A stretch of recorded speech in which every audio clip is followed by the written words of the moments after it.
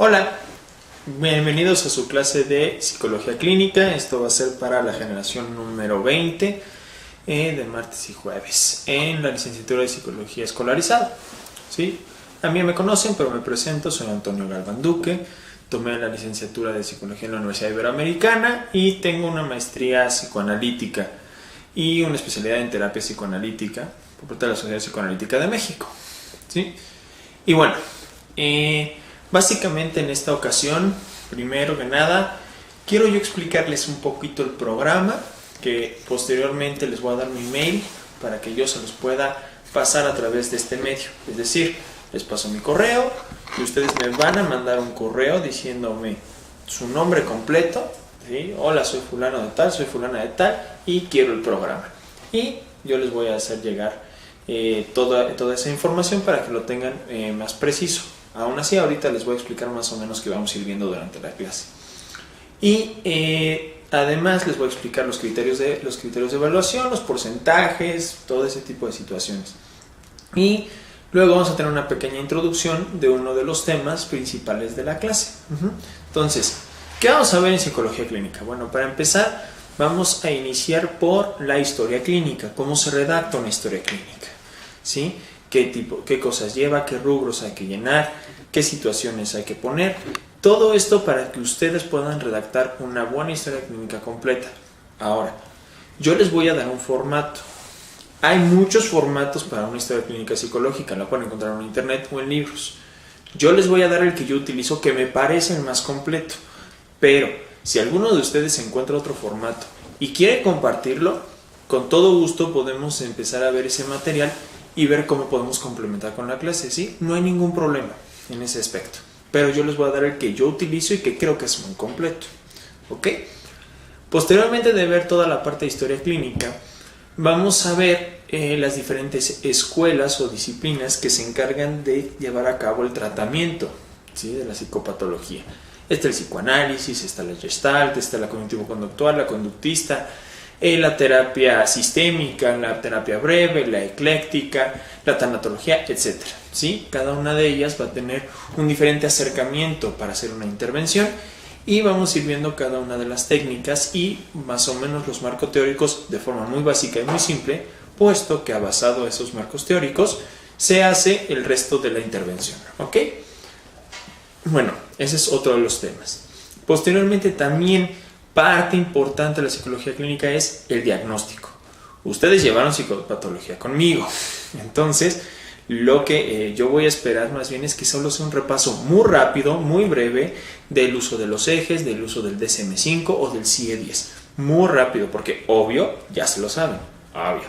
Entonces va a ser mucho más sencillo en ese aspecto, pero una repasada pues nunca está de más, ¿no? Una refrescada, porque obviamente lo tienen totalmente presente, ¿verdad?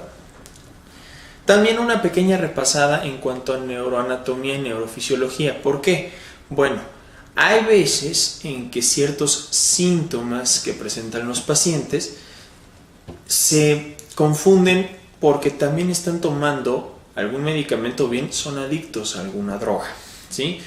Por ejemplo, si ustedes quieren diagnosticar un síntoma de ansiedad diciendo este paciente es muy ansioso, no se mantiene quieto, pero por otro lado consume cocaína, entonces ya no tenemos un trastorno de ansiedad generalizada, ¿sí? Es una persona que sufre de adicción. ¿Y por qué? Porque consume cocaína. Entonces, si ustedes no saben neurológicamente cómo funcionan esas sustancias, van a confundirse en todos los síntomas y el diagnóstico no va a ser de lo mejor, no va a ser específico y el tratamiento, bueno, va a ser peor todavía. Entonces vamos a tener un pequeño repaso de neuroanato y neurofisiología muy rápido. Recordar que si hay una alta de dopamina y esquizofrenia, si hay una baja de serotonina y oxitocina y depresión y ese tipo de cosas, ¿ok? Posteriormente también vamos a ver un poco de terapia de juego, ¿sí? Cómo se trabaja con niños, ¿sí? Muy rápido, muy breve, pero que sepan ustedes más o menos cómo se trabaja con niños a través de la terapia de juego. Y por último, pues sí, vamos a repasar ahora sí adicciones, pero ahora sí vamos a ver droga por droga específicamente. Entonces vamos a ir viendo de qué se trata en ese aspecto. Y básicamente ese es todo el programa, ¿ok? Ahora, a mí me gustaría, como ustedes ya experimentaron un par de veces, pues un par de clases un poquito más dinámicas, no tan teóricas, donde igual y podemos hacer un ejercicio más vivencial de pues entrevistas, ¿no? Que alguien pase y finja ser un paciente y alguien finja ser terapeuta, y entonces no hay ningún problema, ¿no? O sea, hacemos como actuación, ¿no? Eso sí nos da tiempo. También parte del programa que va a estar incluido, que se me estaba olvidando, es la parte técnica, resistencias, encuadre, código ético del psicólogo. Todo eso lo vamos a ver, ¿sí? ¿Qué es el código ético del psicólogo? Bueno, todo eso es para poder ver qué pasa cuando me dan un regalo, qué pasa cuando los honorarios, qué pasa cuando falta el paciente, todo ese tipo de cosas. Todo eso son herramientas para psicología clínica. Ahora, yo sé que ahorita para estas alturas igual y lo que más les pone ansiosos son las evaluaciones. Entonces vamos a pasar a los criterios de evaluación y los porcentajes, ¿ok? A ver, en este pizarroncito se los escribí, ¿sí? Como pueden ver, les puse exámenes 40%. Son 2 exámenes, 2, ¿sí? 2 exámenes. Cada uno de ellos vale 20%, ¿ok? Primer examen 20%, segundo examen 20%. No pueden ser más de 2 exámenes al cuatrimestre, no nos da el tiempo. Pero si quieren hacer solo un examen grandote que valga el 40% al final del cuatrimestre, por mí no hay ningún problema. Yo no creo que sea lo mejor, yo no creo que sea lo más efectivo, creo que lo mejor es dividir el material para que no se les acumule tanto que estudiar. Pero si quieren ustedes, están de acuerdo como grupo en hacer un examen grandote, pues allá ustedes. Ustedes me dicen y yo no tengo problema, ¿ok?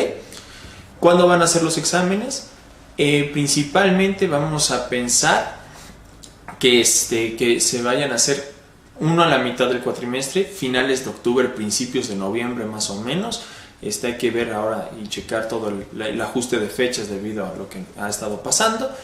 Y también el otro va a ser el final, ya por enero, ¿ok? Ya va a ser en la última clase o penúltima clase y con eso se cubren los exámenes y ese es tu 40%. El otro 40% es historia clínica. ¿Qué es eso? Es el trabajo final. Yo les voy a pedir que redacten una historia clínica. Se los estoy diciendo hoy, ¿sí? Para que vayan buscando a qué sujeto le van a hacer la historia clínica, que es además el primer tema. Entonces rapidísimo lo pueden hacer, ¿sí? Para que no se estén preocupando al final del cuatrimestre. No es recomendable, se los digo, no es recomendable, a mí no me importa, pero no es recomendable que lo hagan a una persona que es cercana a ustedes. Me explico. Mamá, papá, novio, novia, hermanos o ustedes mismos. No es recomendable que hagan historia clínica de ese tipo de personas por la cantidad de material que se utiliza. Además de que el día de entrega a mí me gustaría que hiciéramos una pequeña dinámica leyendo un par de historias clínicas y la vayamos analizando entre todos. Entonces, no les recomiendo que lo hagan de alguien muy cercano. Y bueno, por último el porcentaje de las tareas, que va a ser el 20%. ¿Cuáles son las tareas? Las tareas van a ser reportes de lectura. Ahora sí va a haber reportes de lectura. Quiero que los reportes sean escritos, ya saben, Arial 12, interlineado 1.5 y que además esté justificado, ya saben todo eso. Si lo quieren entregar a mano está bien. El punto es, se entrega cuando llegas a la clase, no antes, no después, no a la mitad, cuando llegas. Entras literal, entras con tu papel en mano y me lo entregas. Si no, ni modo, es como si no lo hubieras entregado. ¿Ok? ¿Sí? ¿De cuánta es la extensión? Mínimo una cuartilla. ¿Cuánto es una cuartilla? Una página, ¿sí? El nivel carta. Y máximo cuartilla y media, ¿ok? Eso es lo que quiero yo para reportes de lectura. Ahora, eso en cuanto a los porcentajes, ¿sí? Como ven, en la suma de todo les va a dar el 100%. ¿Cuándo se entrega la historia clínica? La historia clínica yo quiero que me la entreguen, si es posible, el 12 de diciembre. Día de la Virgencita, así que no se les puede olvidar, ¿sí? El 12 de diciembre. ¿Por qué? Porque así nos podemos ir de vacaciones. Yo podré tener tiempo para poder evaluar sus historias clínicas y ustedes pueden irse de vacaciones tranquilos y sin presión, ¿ok? 12 de diciembre. Bueno, repito, 12 de diciembre. Puedes parar el video, 12 de diciembre, ¿ok? Ese día quiero la historia clínica completa. Tienes mucho tiempo para redactarla y hacerla. Ahora, eso en cuanto a porcentajes. Por último, para terminar esta parte como de encuadre y administrativa de la clase, van las reglas del juego. Primero, la clase empieza a las 10 de la mañana, ¿sí? Ya cuando lleguemos al punto presencial, Va a empezar a las 10 de la mañana. Voy a dar una tolerancia de 15 minutos, 10 y cuarto. Llegas después de 10 y cuarto y ya no tienes retardo, tienes falta. ¿Puedes entrar? Sí, puedes entrar a la clase, no te voy a dejar afuera. Pero es falta, ¿ok? Y ustedes saben que tienen un número limitado de faltas, así que no se excedan de ellas, ¿de acuerdo? Oiga, es que hay muchas emergencias, hay que alguna situación. Yo entiendo que mucha gente tiene luego situaciones que uno no puede prever. Entonces, si no llegan para las 10 y cuarto, si tienen que llegar después, lleguen a la clase y ese mismo día me dicen qué situación les pasó, ¿de acuerdo? No quiero llegar a enero y que me digan, ¿se acuerda del 16 de octubre que yo no pude? No, ¿sí? En enero, ¿sí? En enero no. El día que llegas tú demasiado tarde y lo sabes, vienes y me dices, si no, ya no hay forma de arreglarlo, ¿ok? Entonces, que no se diga que no se presta el diálogo, pero tiene que ser en el momento, ¿de acuerdo? Ahora, ya saben que no pueden comer en el salón de clase, eso no lo digo yo. Va a haber un descanso a la 1:30, como bien saben, de 15 minutos. Es decir, a las 11:30 tenemos un descanso donde se pasan 15 minutos donde ustedes pueden relajarse, comer o lo que sea, ¿no? Fumar o lo que necesiten hacer. A ver, después del descanso también luego se aprovechan y ya me lo sé. A veces, en lugar de llegar 11:45 de nuevo a la clase, llegan 12 y cuarto, ¿sí? Entonces, va de nuevo la regla. Si ustedes llegan después de las 11:45, ustedes tienen falta. Oiga, pero llegué a las 10. Sí, pero también tiene que ser la puntualidad después del descanso. Yo a las 11:45 cierro la puerta. Después puedes pasar, pero tendrías falta, ¿ok? Entonces, procuren llegar a tiempo tanto al inicio de la clase como después del descanso, ¿de acuerdo? ¿Sí? Ahora, última regla. Celulares. Yo entiendo, y después de las situaciones que hemos vivido, que los celulares son indispensables. Muy bien. Ahora aquí va la regla. No se puede chatear, no se puede whatsappear, no se puede facebookear, no se puede en Instagram, no se puede en Twitter, no se puede en Snapchat, no me interesa, ¿sí? Todo eso prohibido. Tienen una emergencia familiar o de trabajo, pues échenme la culpa. Díganle a su jefe, a su mamá, a su tío, a su papá, a quien sea, de oye, tengo un maestro loco que lo único que acepta son llamadas. Entonces, pues llámame, ¿sí? Si tienen una llamada, asumiremos que es por una emergencia familiar. Se paran, se salen, contestan, atienden su asunto, regresan al salón. Punto, se acabó. Y no puede ser una persona, más de una persona a la vez, ¿ok? No pueden ser 2 o 3 a la vez contestando el celular, ¿de acuerdo? ¿Mensajes y todo lo demás? No. Yo veo, y voy a implementar esta regla ahora, yo veo a una persona con celular, a una, y todos tienen tarea extra, y se acabó, ¿ok? Oiga, es que es injusto, no sé qué, lo podemos platicar después. Por ahorita, ¿sí? Se los digo así, yo veo a una persona con celular afuera, ¿sí? Que no es para contestar, sino, es que estaba viendo la hora, es que está... Te veo con el celular afuera, todos tienen tarea extra, incluyéndote a ti, ¿de acuerdo? Y como ahora sí son reportes de lectura, pues creo que no les conviene, ¿de acuerdo? Esas son las reglas del juego. Si tienen alguna duda hasta aquí, pues en el mail que me manden para decirme que quieren el programa, me ponen, oiga, soy fulano de tal, soy fulana de tal, quiero el programa y estas son mis dudas. Y ya, ¿de acuerdo? Y yo se los contestaré cuando pueda. Mientras, además, les mando el programa. ¿Ok? Ahora, ya entrando a lo que es realmente la materia, pues vamos a ir de lleno con eso. Si tienen alguna duda de lo administrativo, pónganlo en el mail. ¿De acuerdo? Bueno. Ahí va. ¿Qué es lo que sigue? ¿Qué es la psicología clínica? La psicología clínica es la parte de la rama de la psicología que se encarga del estudio y tratamiento de la psicopatología. Patos es de enfermedad, logos es de estudio, entonces patología es el estudio o pues sí, el estar checando todo lo que es la enfermedad, ¿de acuerdo? Sí, el estudio tratado de la enfermedad. Y psicopatología se refiere a las enfermedades que son de índole psicológico o emocional, ¿sí? Entonces, patología es el estudio de la enfermedad, psicopatología es el estudio de la enfermedad psicológica, emocional, mental, ¿de acuerdo?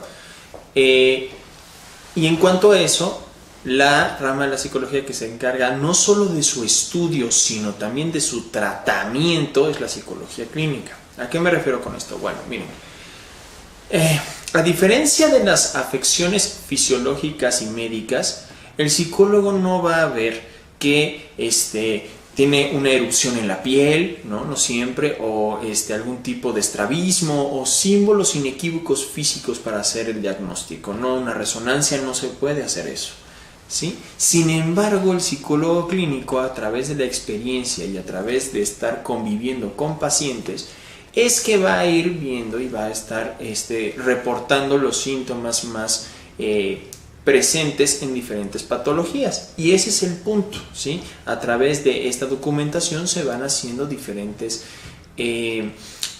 formas de diagnóstico, llámese el DSM, el CIE-10 o otras, el PDM, o hay muchas otras, ¿no? Y de esa manera se reportan los síndromes y las situaciones patológicas, ¿ok? Ahora, ¿por qué también dije el tratamiento? Bueno, ya a partir de que se entiende la enfermedad, entonces lo siguiente es probar qué tratamiento es el que se utiliza, qué intervención se va a utilizar, ¿no? Para ello se tiene que entender que el psicólogo clínico no solo trabaja en un consultorio, ¿sí?, sino que además también trabaja en una clínica, en un hospital, y, por ejemplo, en estas fechas que a todos nos han pasado del 19 de septiembre y que a todos nos han afectado, también se trabaja en intervención en crisis. Hay gente que está muy afectada, hay gente que está muy ansiosa, que tiene ataques de pánico o bien principios de un síndrome de estrés postraumático. Hay personas que se les revivieron recuerdos de hace 32 años y si no saben qué pasó hace 32 años, investiguen porque tienen que saberlo, ¿sí? Y todos esos fueron síntomas. Y a partir de eso, en diferentes situaciones y en regiones, se pidió el apoyo de un psicólogo clínico. Entonces, no solo se centra en los consultorios, sino también en esa labor social, ¿de acuerdo? Programas de intervención, de prevención, también todo eso de índole más social, también se puede utilizar en este tipo de situaciones. Ok, entonces eso es la psicología clínica, ¿de acuerdo? El primer paso de psicólogo clínico para poder saber qué intervención hacer es hacer un buen diagnóstico, ¿de acuerdo? ¿Cómo va a saber el psicoanalista, el cognitivo-conductual, el gestaltista, el conductista, el humanista, qué aproximación utilizar dependiendo del diagnóstico? ¿Cómo se hace el diagnóstico? Todos los psicólogos clínicos se inician haciendo una historia clínica y ese es el primer punto. Ahora,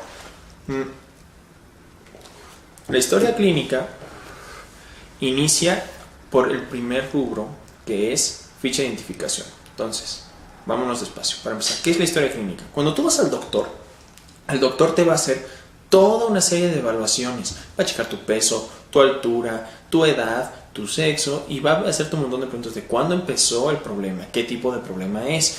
Hay momentos en donde se agudiza y también va a hacer historias de tus familiares diciendo, oiga, ¿usted sabe algún tipo de antecedente de alguna enfermedad médica de su familia? Y te preguntan de Alzheimer, de diabetes, de problemas cardíacos, etcétera, etcétera, ¿no? Y entonces va haciendo una evaluación y con eso hace un diagnóstico para saber qué tratamiento hacer. Algo aquí sí, aquí es parecido, es muy, muy parecido, ¿sí? Es parte de nuestra herencia como médicos, en donde hacemos la historia clínica para poder hacer ese diagnóstico. Entonces, como dije, el primer rubro es la ficha de identificación, ¿de acuerdo? La ficha de identificación es donde se van a poner todos los datos socioeconómicos del paciente, ¿sí? ¿Cómo es esto? La ficha de identificación debe llevar nombre, edad, sexo, y me voy a detener hasta ahí. No son los únicos, me voy a detener en estos tres primeros. ¿Por qué? Porque luego viene mucho la duda de, a ver, si le pongo el nombre, ¿para qué le pongo el sexo? O sea, obvio si es Rodrigo, obvio es hombre o macho o como le quieran poner, masculino, ¿no? Sí, en el caso de Rodrigo puede ser, pero ¿qué pasa con un paciente que se llama Ale? ¿Es Ale de Alejandra? ¿Es Ale de Alejandro? A un paciente que le digan Lupe, ¿es José Guadalupe o se llama Guadalupe? ¿Sí? Entonces, eso no nos dice nada. Necesitamos saber el sexo del paciente y total, es un dato bastante importante que se pone y no te cuesta nada. Y la edad es importante para también saber en qué retos de la vida se encuentra, para saber nosotros qué esperar de esa persona y qué es lo normal y lo común. Los adolescentes tienen una psicología más particular, seguramente ya lo vieron o si no lo verán en psicología adolescente. También el adulto tiene una diferente forma y otra visión, el niño tiene otra visión, entonces por eso la edad es un dato importantísimo. Otro dato que va en la ficha de identificación, ocupación, ¿sí? ¿A qué se dedica tu paciente? ¿Es arquitecto, es ingeniero, es la persona que lava los pisos, es lo que sea? ¿A qué se dedica tu paciente? ¿Sí? Y también, abajito de eso, pones escolaridad. Ojo, no se confundan, escolaridad es hasta dónde va en este momento presente del aquí y el ahora, ¿sí? No es como un poco como las pruebas psicométricas en donde les ponen hasta dónde llegó, no, sino es si está cursando actualmente la carrera de psicología y va en el cuarto cuatrimestre, entonces ponen estudiante de psicología o de la licenciatura de psicología entre paréntesis, cuarto cuatrimestre. Estás indicando que no la ha acabado, pero que tiene ciertos conocimientos de ella, ¿ok? Y que la está cursando actualmente. Si llegó hasta preparatoria o la terminó, pues preparatoria, secundaria, primaria, etc. ¿Por qué? Bueno, aquí es donde también ya nos empieza a dar muchos datos el paciente. Si es alguien que estudió una licenciatura, una maestría, pero su labor es la persona que te atiende en el OXXO, entonces sabemos perfectamente que es una persona que está sobrecalificada para hacer el trabajo que está desempeñando. ¿Qué pasó? ¿Por qué está ahí? ¿Qué sucedió?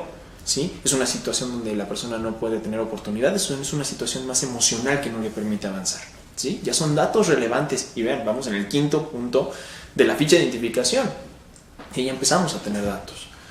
El siguiente es el nivel socioeconómico, ¿de acuerdo?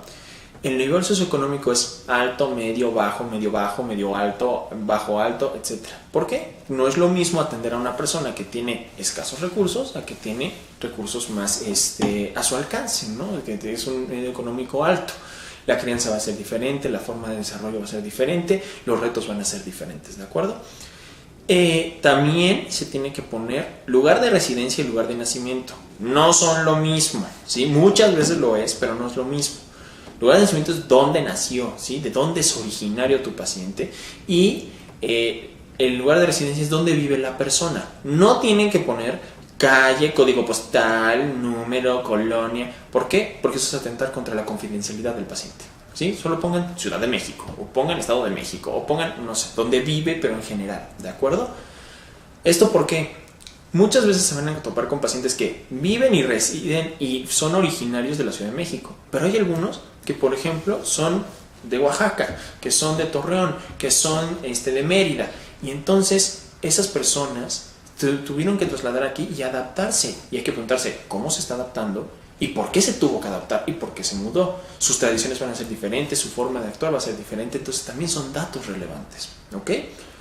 Posteriormente a eso, también religión, es importantísimo. No es lo mismo un paciente que sea judío, que sea católico, que sea protestante, que sea del Islam, que sea budista, no es lo mismo, ¿sí? Las características son muy diferentes y por eso también se tiene que poner ese dato, ¿ok?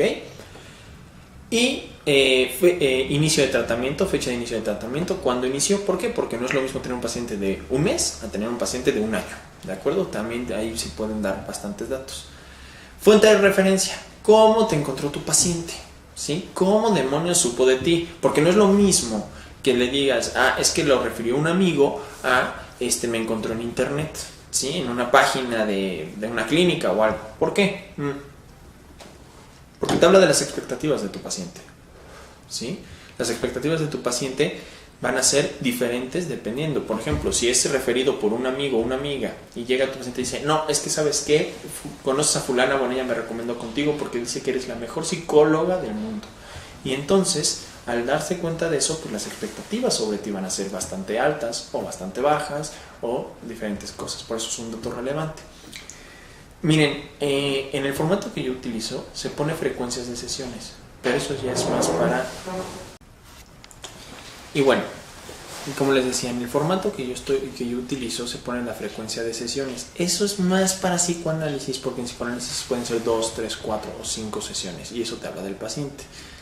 Para otro tipo de terapias, y no porque esté mal, tal vez no es tan necesario porque la mayoría de las veces es una vez a la semana, ¿sí? Entonces, eso también está muy bien, está perfecto. Entonces, pues, frecuencia de sesiones pueden o no ponerlo, ¿sí? Obviamente para que la que espero que me redacten al final, pues no le pongan frecuencia de sesiones porque pues, yo esperaría que la ven 2 o 3 veces nada más para hacer las entrevistas. Ok, bueno. El siguiente rubro es la breve descripción del paciente. Ojo, dije breve, ¿sí? Es un resumen, pero en ese resumen tiene que estar puesto todo lo que es la descripción, ¿sí? Las características importantes de tu paciente, tanto físicas como mentales. ¿Cómo es esto? Bueno, peso, altura, complexión, etc. Voy paso por paso. Altura. No tienen que agarrar una cinta métrica y ponerse a ver cuánto mide su paciente, ¿sí? No tiene que ser exacto, es un aproximado. Ustedes saben más o menos cuánto miden ustedes, entonces comparen y digan, pues si yo mido 1,70 y esta persona es un poquito más baja que yo, entonces va a estar como en el 1,65 aproximadamente, ¿no? Por ejemplo. Peso, igual, aproximadamente 60, 70 kilos. No tienen que poner exactamente 63.2 kilogramos, o sea, no, ¿sí? Sino un aproximado. Ahora, complexión, robusta, delgada, demacrado, no sé, ese tipo de cosas también se ponen. ¿Por qué? Porque si es una persona con sobrepeso, ya es un símbolo importante. Si es una persona excesivamente delgada, es un símbolo importante, ¿sí? Eso se van dando diferentes síntomas que podemos ya ir dando. Ya nos está dando muchos datos el paciente a este punto, ¿sí? También se describe color de pelo, color de ojos, pero sobre todo cómo se viste, condiciones de higiene y aliño. ¿Qué es eso? Bueno, la higiene y aliño es cómo se viste y si se viste de forma adecuada, ¿sí? Que la ropa no se vea totalmente descombinada o que no funcione entre sí el conjunto, o sea, no se pongan criticones de, esa falda con esos zapatos, sino que es, a ver, ¿sí? Tiene un calcetín rojo, uno morado y además trae guantes, pero trae manga corta y además trae un gorrito para nieve, pero estamos a 30 grados afuera, como que no tiene mucho sentido, ¿no? Y higiene se refiere a qué tan limpio viene tu paciente. ¿Huele mal? ¿No huele mal? ¿Por qué? Porque en pacientes que tienen depresión es muy común, o bien también adictos, es muy común que no vengan en las mejores condiciones de higiene de aliño. Y los psicóticos no se presentan bien alineados normalmente, ¿sí? Sobre todo en este tipo de casos. O bien un obsesivo va a venir excesivamente arreglado, muy pulcro, muy limpio, y también eso te está dando datos de cómo funciona su cabeza, ¿sí? Cómo está funcionando su mente y su forma de pensamiento.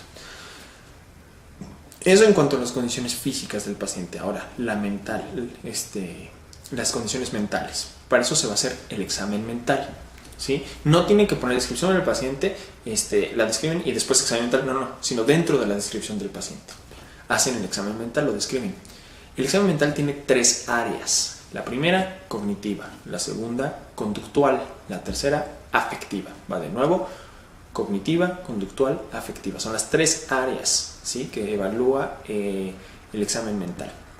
Ahora, ¿cómo es el examen mental? Bueno, el área cognitiva es cómo piensa tu paciente, cómo es su forma de pensamiento, ¿sí? Que al final es de lo que más nos importa. ¿Cómo evalúa su forma de pensamiento? Con el lenguaje. ¿Su lenguaje es fluido o se detiene mucho? Tartamudea, ¿no?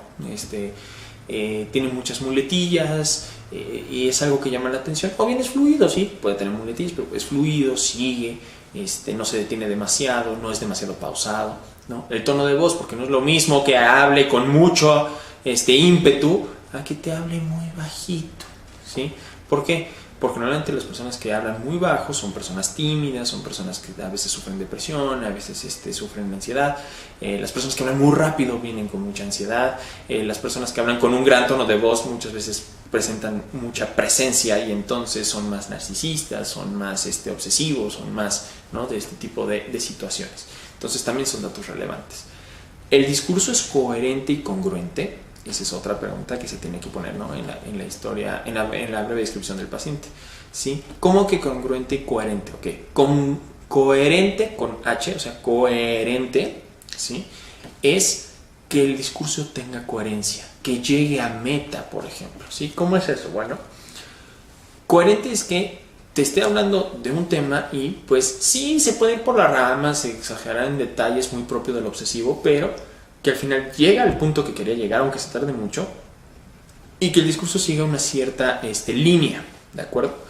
Mientras que el que no es coherente te va a empezar a hablar de muchas cosas a la vez, no va a aterrizar nada y vas a sentir que tiene una ensalada de discursos como entremezclados, por así decirlo, y entonces eso ya es más propio de una psicosis o de un trastorno borderline. Entonces son datos. Congruente quiere decir que va acorde con el afecto, el discurso va acorde con el afecto, congruente con G, ¿sí? La congruencia se refiere a que si te está hablando de algo triste, que no se esté atacando de risa, porque entonces te está hablando de una manía. Si te está hablando de algo muy fuerte emocionalmente, si es muy difícil para él hablar, te dice esto es muy difícil para mí y empieza como a derramar una lagrimita, pero hasta ahí, pues algo se está defendiendo, ¿no? Hay personas que te relatan las cosas como si fuera la lista del súper, ¿no? Y entonces, bueno, pues mi papá me violó, mi mamá se murió, mi esposa murió, mi perro me mordió y lo tuvieron que sacrificar y pues así, pero esa ha sido mi vida, ¿sí? Eso te está hablando de un cero apego emocional de lo que te está diciendo con lo que estás sintiendo. No va acorde, no es congruente y por lo tanto ya te está dando también símbolos para hacer el diagnóstico, ¿ok? En cambio, normalmente es congruente si te está hablando de algo muy fuerte, muy triste y esté llorando. Si te está hablando de algo pues bastante chistoso, pues que se esté riendo, ¿no? O lo que sea. Eso es congruencia. Ahora, ese es el área de la parte cognitiva. También tienes que checar si está orientado en las 3 esferas: tiempo, espacio y persona. Si está orientado en tiempo, es que saben qué día vive y qué horas son. Espacio es dónde se encuentra. Y persona es quién es tu paciente. Eso es muy fácil de evaluar, la verdad, porque desde el momento que te hace la cita, tú vas a poder saber si está orientado. ¿A qué me refiero? Si tú lo citas, por ejemplo, el día 15 de octubre a las 3 de la tarde a la persona, no sé, a un tal Ramiro, ¿sí? Entonces tú llegas y le dices, llega el día de octubre que lo citaste, a la hora pactada, y le dices, hola Ramiro, y él te dice, sí, ya está orientado en tiempo, espacio y persona, ¿sí? Las personas que no están orientadas en las 3 esferas normalmente sufren o ya sea de alguna sustancia, de algún abuso de sustancia o bien de una psicosis. Pues también son datos relevantes saber si está orientado en tiempo, espacio y persona. Y eso es en cuanto al área cognitiva. Ahora, el área afectiva, que ya medio empecé yo a hablar de ello, el área afectiva es cómo expresa los afectos. ¿Sí? Si tu paciente se muestra muy triste, muy enojado, no sé, ¿no? Diferentes afectos se van mostrando dentro del aspecto y del espectro que te está hablando, ¿no? De esa manera tú puedes ir evaluando si se ve muy ansioso y entonces estamos hablando de un trastorno más de tipo de angustia, o si se ve muy ecuánime y entonces estamos hablando de otro tipo de trastorno, no sé, ¿no? O sea, otro tipo de funcionamiento, ¿sí? Y eso es en cuanto al área afectiva. Y luego viene la parte conductual, que es la parte más fácil de poder elaborar, poder ver, poder observar. ¿Por qué? Porque es totalmente observable, ¿sí? Hay personas que, por ejemplo, si son medio paranoides, van a estar viendo a todos lados, ¿sí? ¿Para qué parte tiene que estar atento ante el peligro o el ataque? Las personas más obsesivas se sientan como mucho más rígidos. Las personas más histéricas pues se sientan un poco más seductores y más como desparramados. Los adolescentes también se desparraman en el sillón muchas veces, ¿no? Y eso es lo que te van como indicando. Ahora, eso en cuanto a la parte conductual. Posteriormente, ¿sí? Ya que se evalúa el examen mental, todo eso se pone en la descripción del paciente y hasta ahí tienes pues una buena fotografía del paciente, porque ese es el chiste, que hagas un relato hablando de quién es tu paciente, cómo es que llega contigo, para que un tercero, si lo lee, pueda darse una idea muy completa de quién es. Por el siguiente rubro de la historia clínica ya llevamos ficha de identificación con todos sus aspectos, breve descripción del paciente con todos sus aspectos. El siguiente es motivo de consulta. ¿A qué vino tu paciente? ¿Sí? ¿A qué te está pidiendo ayuda? ¿Para qué está viniendo? ¿Sí? Viene porque está muy estresado por el divorcio que viene porque está teniendo problemas con su pareja, viene porque no puede dejar de consumir una droga, no sé, a lo que venga, ¿sí? Cuando tú le preguntas, oye, pues ¿en qué puedo ayudarte? Te va a decir, mire doctora, lo que pasa es esto y shalala. Ese es el motivo de consulta y se tiene que poner, ¿sí? Y le pones diciendo, ¿no? No diciendo, ella viene por esto, porque no estás tú asegurando nada, sino es la paciente o el paciente refiere que necesita terapia por, y ya pones el motivo de consulta, ¿ok? ¿A qué viene? ¿Por qué viene? Después de eso viene algo llamado el padecimiento actual. Si el paciente lleva poco tiempo contigo, el padecimiento actual y el motivo de consulta van a ser prácticamente lo mismo, porque es lo que está padeciendo, es lo que le está doliendo en ese momento, es lo que está sufriendo en ese momento. Pero si el paciente ya lleva un año, puede ser que haya empezado viniendo, no sé, porque no se lleva bien con su mamá, pero ahorita está viendo por qué demonios no consigue trabajo. Entonces ese es el padecimiento actual, el problema del trabajo, ya no de la mamá. Tal vez eso se manejó o se puso en pausa en lo que se estaba viendo el padecimiento actual. Entonces, en casos de pacientes con mucho más tiempo de tratamiento, se tiene que poner el padecimiento actual para saber en qué momentos del aquí y el ahora se está encontrando el paciente, ¿okay? A qué retos se está enfrentando. Posteriormente al padecimiento actual viene lo que sería la historia familiar. La historia familiar no es otra cosa más que la descripción de la familia, muy breve, ¿sí? No tiene que ser un tratado ni una tesis, es muy breve. Y empiezas por los progenitores, ya sea el padre o la madre, no importa, ¿sí? No necesitas empezar por el padre porque es el mayor en cuanto a edad, pero puedes empezar con cualquiera de los dos. Entonces, ¿cómo pones? Historia familiar y luego pones padre, le pones algún seudónimo para proteger la confidencialidad y entre paréntesis, la edad. ¿Por qué la edad de los padres es importante? Bueno, porque no es lo mismo ser papá a los 20, a los 30, a los 40, que serlo a los 20, a los 30, a los 40. Entonces, dependiendo de la edad del padre, podemos nosotros calcular más o menos a qué edad fue progenitor o a qué edad nació tu paciente, o sea, a qué edad del padre nació tu paciente. De esa manera podemos ir viendo en qué estado se encontraba el padre. Posteriormente a poner eso, describes brevemente al padre, ¿sí? Una brevísima historia. Es hijo único, dónde nació, si tiene hermanos, a qué se dedica, cómo conoció a la mamá y cómo se lleva el paciente con sus padres, ¿sí? Cómo es la relación con su papá, específicamente en ese momento con su papá, ¿sí? No, pues que es buena. Buena no es suficiente para ustedes. O mala, no es suficientemente bueno para ustedes eso. O sea, si les dice buena, le preguntan ¿qué es buena? ¿Sí? ¿Qué es mala? Porque pueden decirte es mala. Bueno, mala puede ser desde me golpeaba hasta pues nunca me dirigió la palabra, ¿no? Entonces le preguntan ¿qué es mala? Y que el paciente la describa mucho más. Después del padre viene la madre y viene también el nombre, edad. Otra vez una breve historia de la madre, si es hija única, qué se dedica, nació aquí, etc. Y cómo se lleva el paciente con su madre, ¿sí? Ya que describes eso, después, si es que tiene hermanos, ¿sí? Pones los hermanos. Ahora, eso sí tienen que ir en orden, porque eso nos va a decir mucho del paciente y qué edades tienen.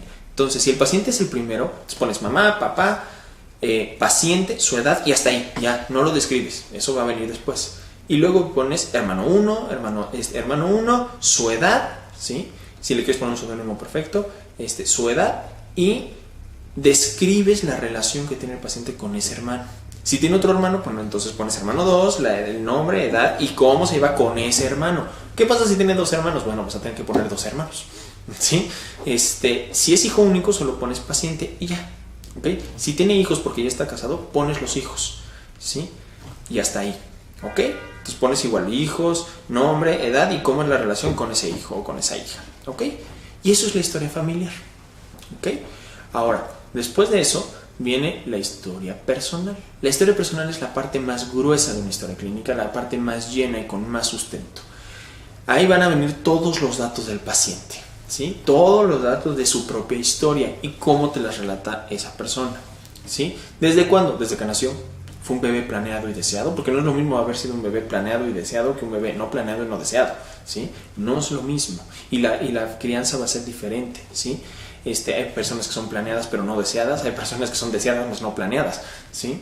Entonces, eso desde ahí. Y vas haciendo un recorrido por su historia. Importante, cuando vayas redactando esto tienes que poner específicamente a qué edad ocurrieron los hechos.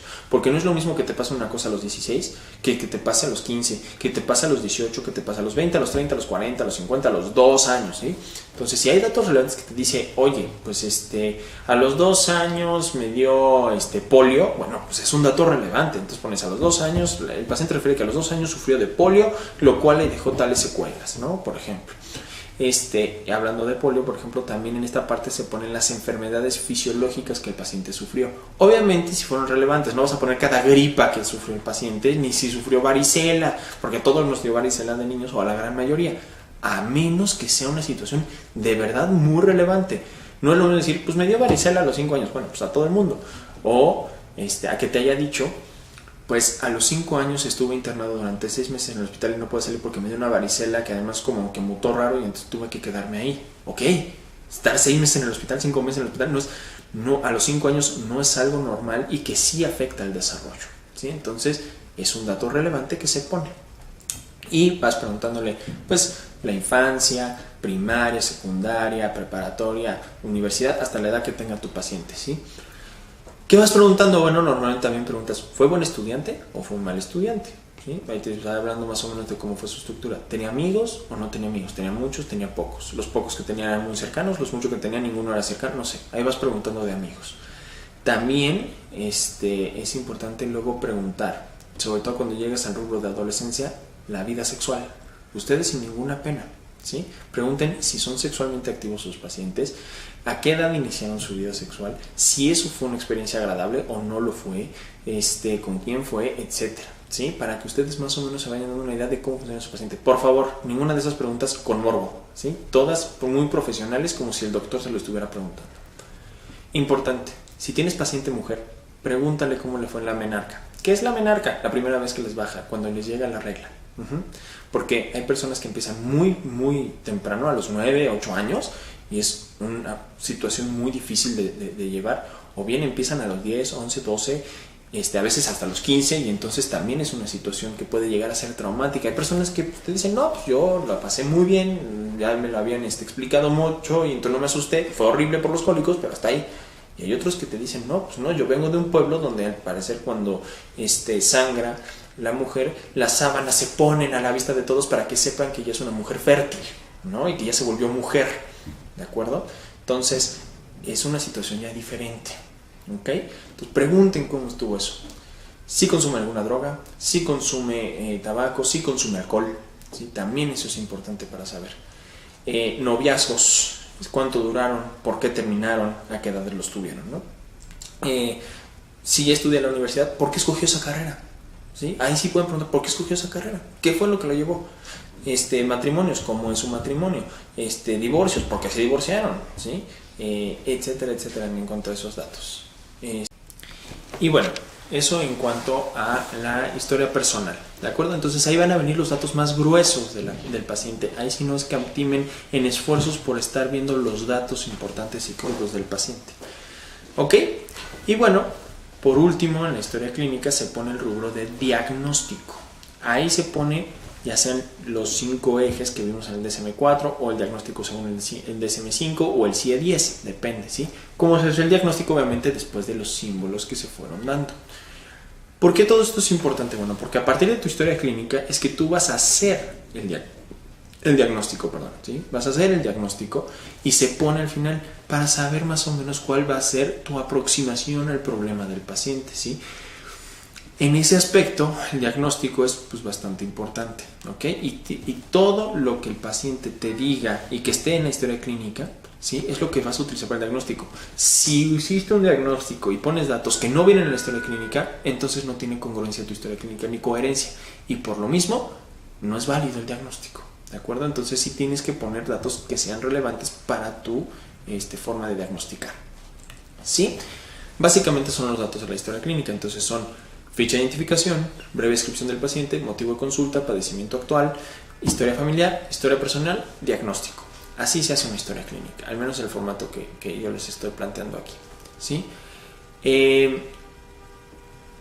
Dependiendo de en qué rubro vaya la información, es como ustedes lo van acomodando. Ahora, ¿en qué momento ustedes van a empezar a sacar este tipo de información? Al principio, ¿sí? En las entrevistas iniciales, que según entiendo ustedes ya saben hacer.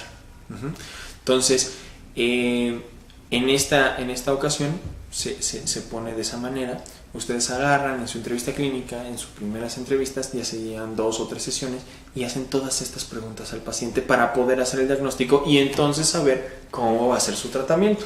¿Por qué? Porque si ustedes intentan tratar a una persona que tiene, no sé, es obsesivo compulsivo, intentan tratarlo con técnicas que son más acordes a una histeria, no les va a funcionar, ¿sí? O bien un narcisismo, ¿de acuerdo? Entonces esa es la parte inicial que se va utilizando con el paciente. Las historias clínicas llegan a ser mucho más breves cuando estamos en intervención en crisis. Ahí se pregunta edad, sexo, nombre, ocupación, y cuál es la situación específica, ¿sí? El motivo de la llamada o el motivo por la cual necesita requerimiento. No se tienen que hacer todos los otros datos, pero eso más bien es cuando es intervención en crisis. Cuando no es intervención en crisis, intenten sacar todos los datos posibles. También tienen que ustedes hacer una evaluación del síntoma principal del paciente. Si el paciente te dice que tiene ataques de pánico, entonces intenten sacar también todos los datos de esa situación. ¿Cómo es esto? Bueno, pregunten, ¿cuándo empiezan? Bueno, ¿cuándo empezaron? ¿Sí? ¿En qué situación empezó? ¿Qué estaba pasando en ese momento? Y si hay momentos donde se agudiza, si hay momentos donde se disparan, en momentos específicos, o si no los hay, ¿no? Entonces, así ustedes van haciendo la semiología, que se llama así, de todos los síntomas para el tratamiento de diferentes enfermedades, ¿sí? De diferentes patologías. Ya con eso, eso es lo que tienen que hacer, básicamente, de trabajo final, ¿sí? Redactar toda una historia clínica de una persona. Eso es lo que yo estoy esperando de ustedes. Y ya, tan, ¿no? Muy fácil. Si tienen alguna duda, me lo ponen en el mail, ¿sí? Y ahora aquí va la tarea.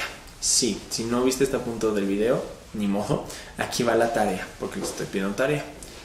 La tarea es, van a leer el primer capítulo del libro de Isabel Díaz Portillo sobre entrevista clínica, o la entrevista psicoanalítica, o como le haya puesto, el blanco que tiene como una flor en el centro, ¿sí? Pero es de Isabel Díaz Portillo. El primer capítulo, y quiero su resumen, enviado por mail a más tardar el viernes,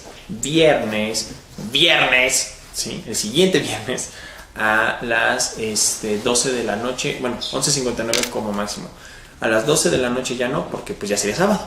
Entonces lo quiero en mi mail para ese entonces. Sí, lo leen y hacen el resumen. Tal vez ya lo hayan leído, tal vez ya lo vieron en otra clase, no me importa, vuélvanlo a leer, ¿de acuerdo? Porque vamos a estar evaluando estas diferentes cosas a partir de su forma de hacer la entrevista clínica, ¿ok? Les dejo mi mail, va a estar en la descripción del video, hubo un problema con el pizarrón, pero va a estar en la descripción del video, y mi celular. Cualquier cosa, por favor, siéntanse con toda la tranquilidad de poder mandarme un mensaje o un mail, ¿de acuerdo? Mi mail, aún así se los digo, es antoniogalvanduque@hotmail.com. Va de nuevo, antoniogalvanduque@hotmail.com. Va a venir en la descripción del video, ¿ok? También mi celular es 55 38 90 4229. 55 38 90 4229. Y eso también va a venir en la descripción del video, ¿de acuerdo? Si tienen alguna duda me lo hacen saber. Yo espero verlos ya próximamente, ya de frente, para pues hacer las discusiones y pues vayan encontrando a qué persona van a hacerle su entrevista y su historia clínica. Y bueno, si no hay nada más que agregar, nos vemos a la siguiente. Cuídense, que estén muy bien y pues hasta luego.